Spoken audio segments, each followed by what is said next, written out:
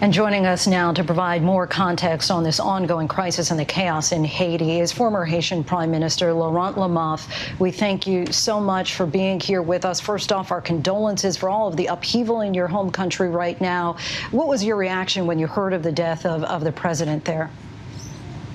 Well, I was completely devastated, and the country the people are devastated. The Haiti is in mourning.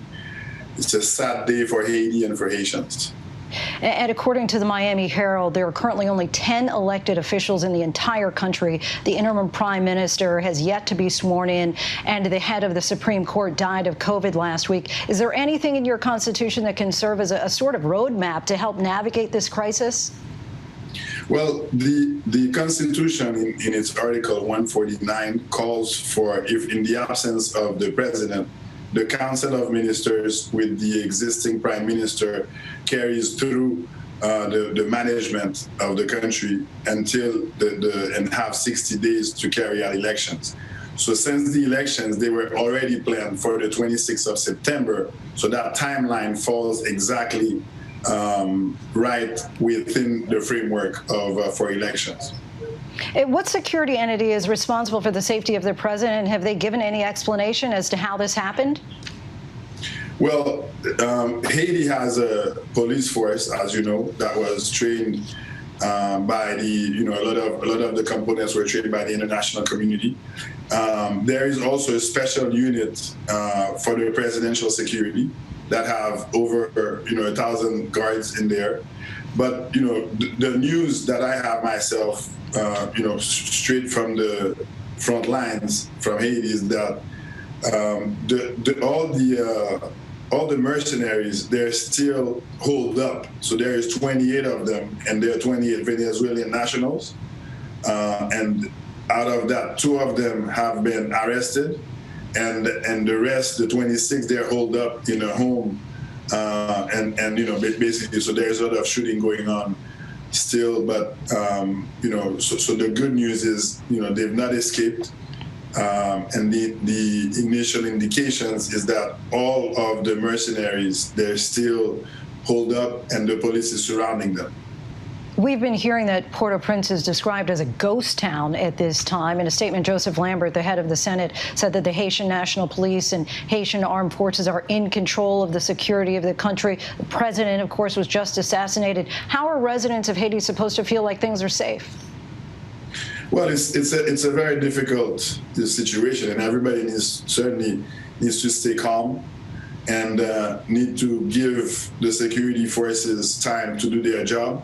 There is a state of emergency, which will give time for the security forces to, do their job and certainly can, arrest those foreign mercenaries and understand who is the financier of this operation, because mercenaries are very expensive and they're paid by, they're certainly paid, so they have to follow the money trail and to get to the perpetrators and to the financiers of this heinous and this horrific assassination against the country's democratically elected president. And the president was leading many fights on many fronts for reforms that he wanted to do in different sectors of the economy, and he had received threats.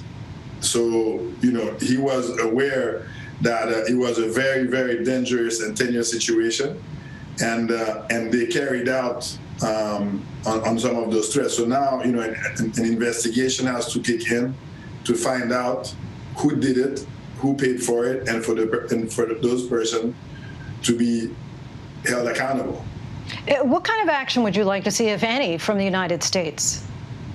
Well, first of all, the United States is a great ally of Haiti, and is very supportive of the election. So one thing is very important is for the electoral process to continue, and for Haiti to have elected officials for in September, in February 7th, 2022, to have a new president, a new Congress, and elected officials, to fill some of the voids that we are seeing right now. So the U.S. can play a very much a leadership role in that aspect, as well as a leadership role in the security environment of the country.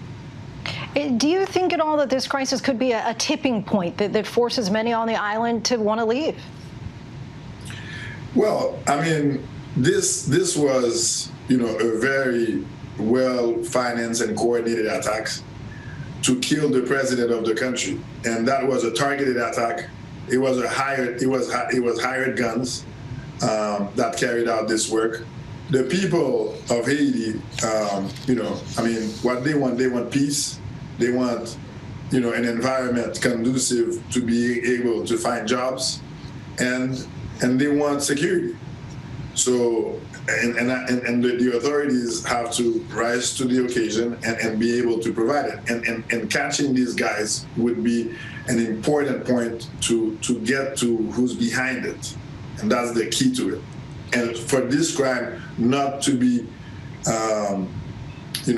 let as the investigation continues, we have to get through it and find the people that carried this through and that gave the orders. Back in 2015, you were among a group of people barred from the presidential race in Haiti. Obviously, things are quite different now, and it's once again a presidential election year. Might you consider a run?